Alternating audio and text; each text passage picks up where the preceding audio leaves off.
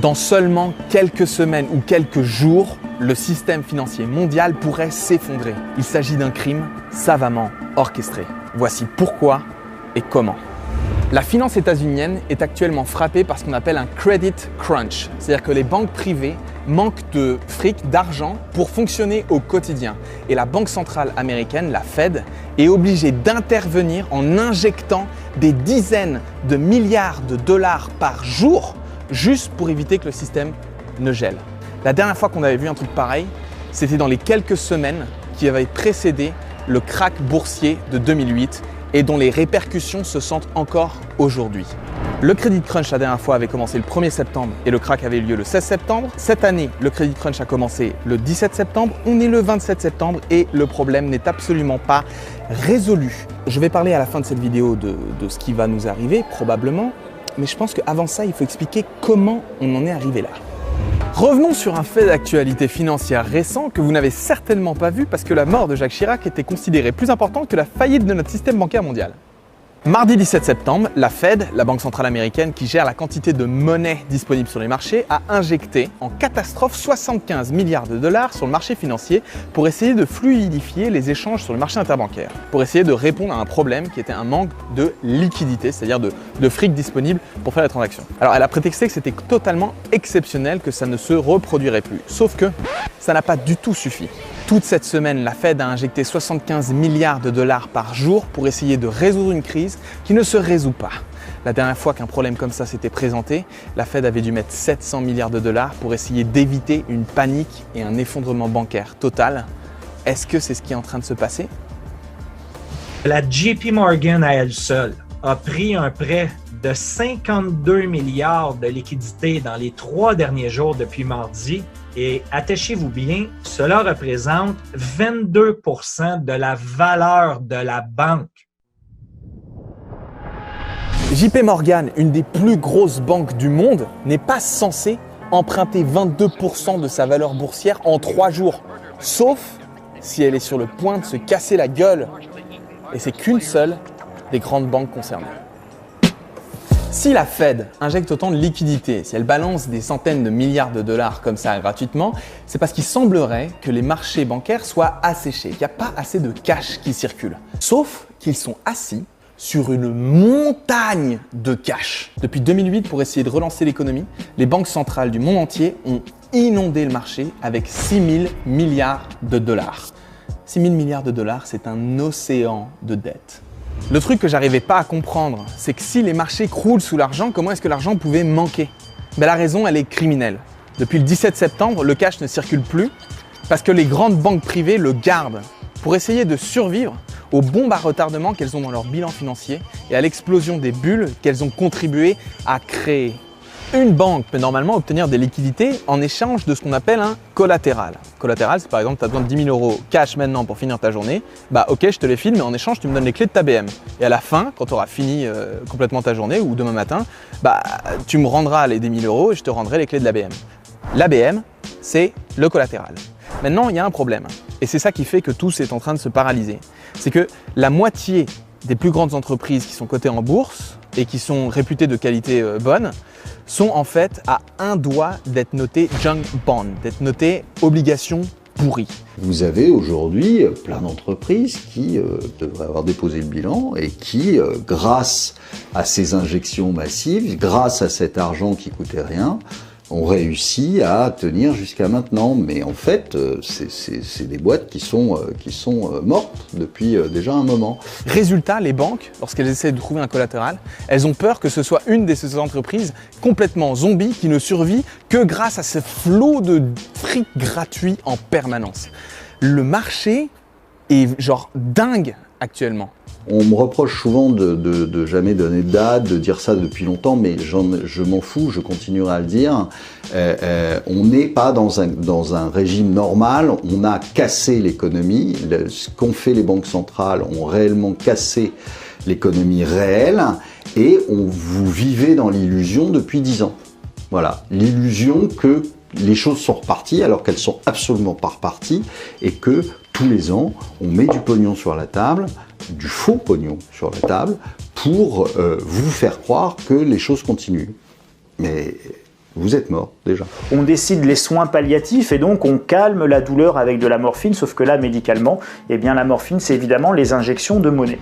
Et cerise sur le gâteau, nos banques ont perdu énormément de fric parce qu'elles avaient parié sur la baisse du coût du baril de pétrole. Or, depuis les bombardements des sites de production saoudiens, comment te dire, le machin a augmenté de 20% en un jour. Autant te dire qu'elles ont perdu mais des centaines de milliards de dollars. Et là, tout le monde, toutes les banques se regardent en chien de faïence en mode t'as perdu combien toi?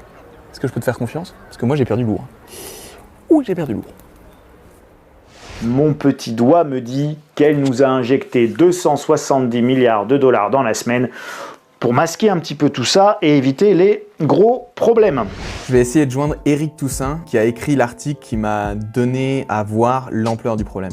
Ce qui est en train de se passer est la preuve qu'elles sont parfaitement conscientes de leur propre fragilité, et de la possibilité, voire probabilité d'un nouveau crash qui pourrait démarrer sur le marché des obligations ou bien sur les capitalisations boursières. Combien de temps ça peut durer comme ça? Parce que c'est quand même un peu dangereux d'injecter des liquidités. C'est hyper dangereux, bien sûr. C'est hyper dangereux? Bien sûr, ça augmente l'ampleur de la crise future, c'est absolument clair. Lorsque l'argent ne circule plus et que des centaines de milliards de dollars balancés chaque jour n'y changent rien, c'est ce qu'on appelle un credit crunch. Et le credit crunch, c'est un cercle vicieux qui n'a qu'une seule conclusion, le krach boursier. Or, 3 bulles spéculatives se sont développées grâce à cette politique monétaire. Ces bulles sont basées sur du rien, de l'air. D'ailleurs, rappelle-toi, j'en avais parlé dans la vidéo effondrement. Une bulle de l'endettement privé, qui représente quand même 225% du PIB mondial. Une bulle de la cotation des actions, qui sont très surévaluées. Et une bulle de la dette des étudiants états-uniens, qui représente 1500 milliards de dollars. C'est l'équivalent du PIB de l'Espagne, qui va imploser et laisser un grand merdier. La question n'est plus est-ce que ces bulles spéculatives vont exploser, mais bien quand est-ce qu'elles vont exploser. Mais est-ce que c'est si grave qu'une bulle explose? S'il y a un éclatement de bulles, les valeurs boursières peuvent s'effondrer de 20, de 30%. Cela peut produire des faillites en chaîne. Est-ce que un crash ou des difficultés sur la place boursière états-unienne actuellement pourrait provoquer quelque chose en Europe, avoir des conséquences jusqu'en France? Oui, c'est évident. La politique de la Banque centrale européenne est une politique, elle, d'injection permanente. Injecter systématiquement des liquidités renforce les bulles. La situation en Europe est aussi tout à fait préoccupante. Mais si les faits sont là, que pourquoi personne ou presque n'en parle? Mais parce que personne veut dire le roi est mort. Tant que tu le dis pas, ça n'existe pas. Et puis surtout, les criminels, ils sont très bons pour effacer les preuves.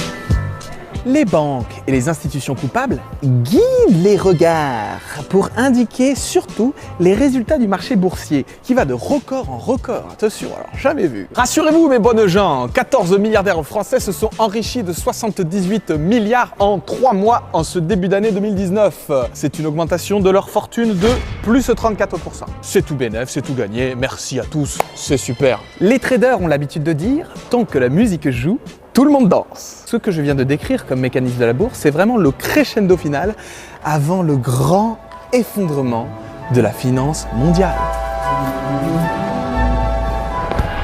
Voilà donc ce qui se prépare. Le krach boursier arrive, je ne sais pas quand. Mais ce que je sais, c'est qu'une bonne partie des banques françaises sont menacées de faillite. Et ces messieurs les banquiers vont aller à Bercy, toquer à la porte du bureau et dire « Voilà, nous aimerions que vous renflouez nos pertes. » Parce que voilà comment ça se passe.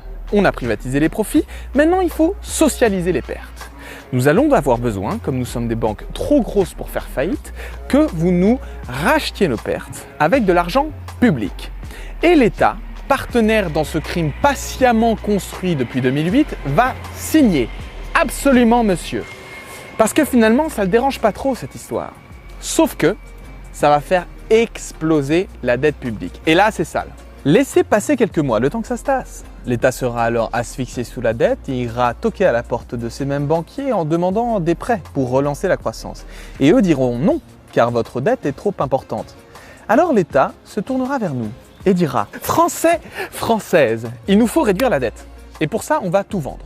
On va vendre le service public, on va vendre la santé, l'éducation, on va même vendre, allez, pourquoi pas, le service d'ordre. Il faut tout vendre. » Et les banquiers gagneront de l'argent là-dessus puisque les banques ont le monopole du prêt aux États. dans la mesure où le traité de Maastricht interdit aux États de se financer auprès de leur propre banque centrale ou de la Banque centrale européenne. Tout vendre aux banques pour renflouer une dette elle-même créée pour renflouer les banques.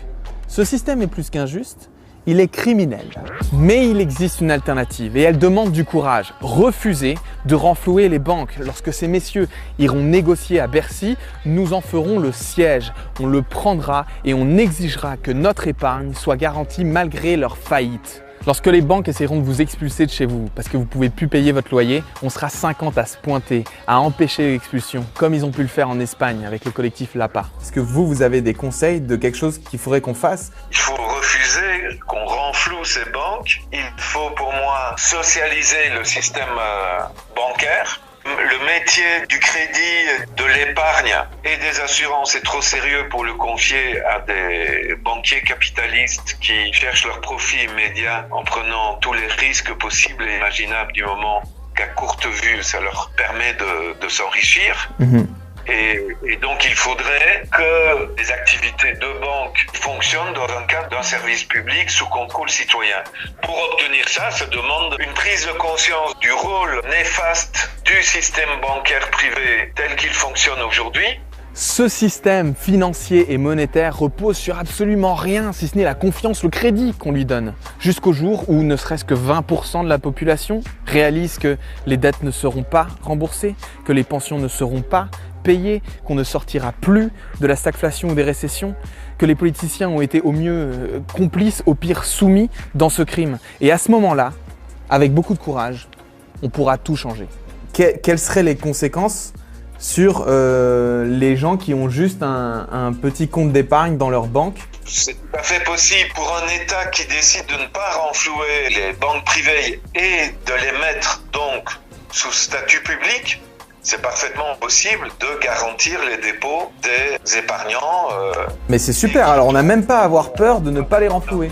Si on ne saisit pas ce moment décisif, si on ne prend pas ce tournant radical vers la justice sociale, la crise va se prolonger pendant des années encore.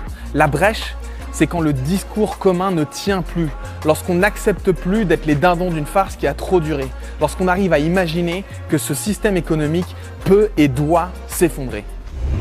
Je m'apprête à appeler Raphaël Stevens, qui est un des co-auteurs de Comment tout peut s'effondrer et qui est particulièrement au fait des dernières nouvelles de la finance mondiale. La réaction première des gens lorsque je leur parle de la situation financière, c'est attends, mais du coup, je fais quoi avec mon argent? Toi, qu'est-ce que tu leur conseillerais? De dépenser évidemment l'argent qu'ils ont, parce que cet argent ne vaudra peut-être plus rien demain.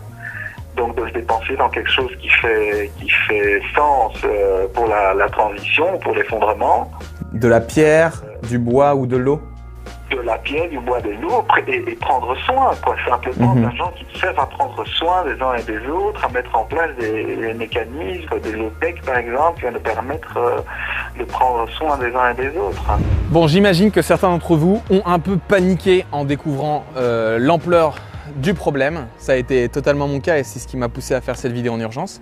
Et je sais, vous n'êtes pas prêts, je ne suis pas prêt, et en fait, on sera probablement jamais prêt. Mais cette crise économique, ce crash financier, c'est peut-être la meilleure occasion qu'on a d'être dos au mur, d'être forcé quelque part à essayer sincèrement de changer le système. Parce que là, le vivant est en train de crever, parce que cette machine continue de tourner. Et ça, on ne le ressent pas. Ce qu'on va ressentir, c'est ce qui se passe dans notre compte en banque. Alors quelque part, essayer de faire face à une crise économique pour peut-être préserver ce qui est encore vivant sur cette terre, est-ce que le jeu en vaut pas la chandelle? Je te remercie d'avoir regardé jusqu'au bout cette vidéo. Travailler dessus m'a en partie privé du sommeil, mais je considérais vraiment essentiel que tu saches le plus tôt possible de quoi il en retourne pour que tu puisses faire tes propres choix. Si tu en as les moyens, n'hésite pas à nous soutenir sur notre Tipeee, c'est ce qui garantit notre indépendance et nous donne aussi le courage de traiter des sujets aussi complexes et déterminants que celui-ci pour l'avenir de l'humanité.